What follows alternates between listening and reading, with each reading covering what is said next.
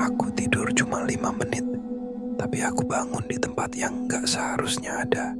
Dan aku masih belum bisa keluar sampai sekarang.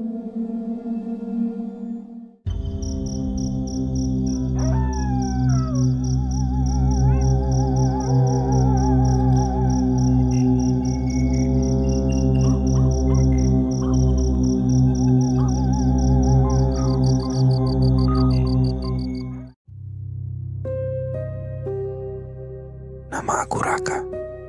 Umurku 13 tahun. Aku tinggal di sebuah desa kecil di Jawa Tengah, tepatnya di daerah lereng Gunung Merapi. Suasananya tenang, adem, dan kadang terlalu sepi kalau malam. Tapi semua berubah sejak malam itu. Malam yang bikin aku takut untuk tidur lagi seumur hidup. Waktu itu hari Sabtu. Aku habis main bola seharian sama teman-teman. Badan capek banget. Jadi begitu sampai rumah, aku langsung mandi, makan malam sama bapak dan ibu. Lalu masuk kamar. Jam di dinding menunjukkan pukul 9 malam. Biasanya aku masih suka main HP dulu sebelum tidur. Tapi malam itu, entah kenapa mataku berat banget. Rasanya kayak ada yang narik kelopak mataku untuk segera merem. Dan begitu aku nutup mata, semuanya berubah. Awalnya aku pikir aku cuma mimpi biasa, tapi ini beda, sangat beda. Aku bangun di tempat yang mirip sama kamarku, tapi semuanya abu-abu. Warna dindingnya, lantainya, bahkan udara di dalamnya juga kayak kabut abu-abu yang tipis, tapi bikin dada sesak. Aku berdiri, coba buka pintu kamar, tapi gagangnya dingin banget. Pas aku tarik, pintunya nggak kemana-mana. Malah temboknya mengelupas, kayak daging. Dan pintunya berubah jadi kayak bagian tubuh manusia. Aku mundur, jantungku berdetak kencang. Aku coba teriak, tapi suaraku nggak keluar. Di pojok ruangan ada sesuatu, bayangan hitam, diam. Tapi aku bisa ngerasa, dia ngelihat aku. Aku pikir ini hanya mimpi. Tapi aku sadar sepenuhnya. Aku bisa rasain dinginnya lantai. Aku bisa ngendus bau amis di udara. Aku bisa dengar suara detak jantungku sendiri. Aku mimpi, kataku dalam hati. Ini cuman mimpi. Lalu aku pun terbangun. Hari-hari berikutnya, aku terus masuk ke dunia itu. Setiap kali aku tidur, aku nyebut tempat itu jurang pikiran.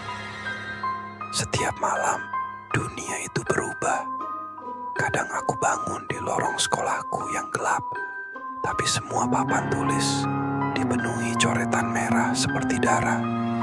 Kadang aku terbangun di rumah nenekku yang udah meninggal, tapi rumahnya kotor, penuh cacing, dan bayangan-bayangan bergerak di balik tirai.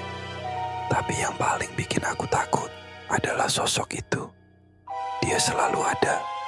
Sosok tinggi kurus dengan wajah kosong. Gak punya mata, gak punya hidung. Tapi mulutnya selalu terbuka kayak teriak. Tapi gak ada suara yang keluar.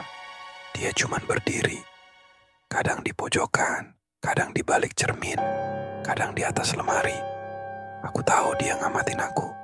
Dan setiap malam dia semakin dekat. Aku mulai susah tidur. Mataku sembab.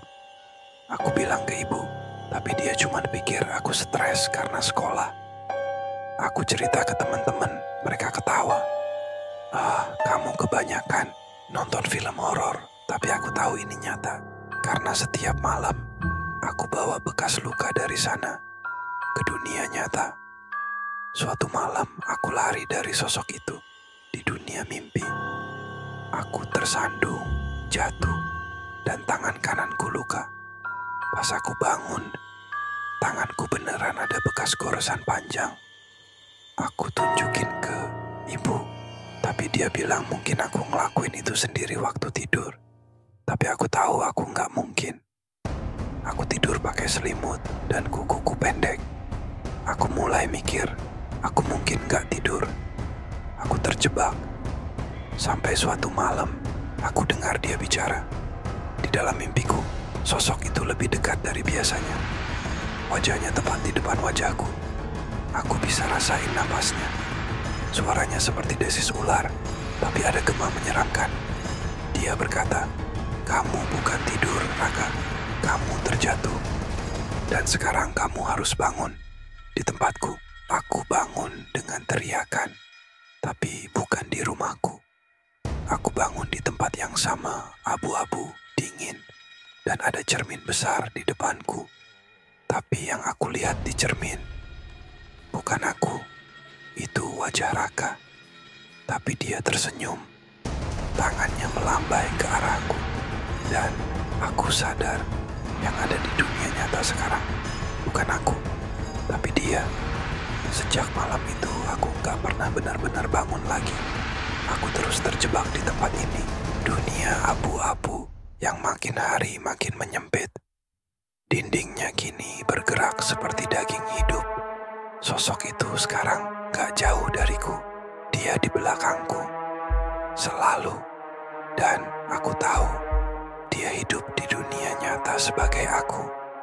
Kalau kalian ketemu Raka, anak SMP dari desa Gunung Merapi, jangan percaya, itu bukan aku.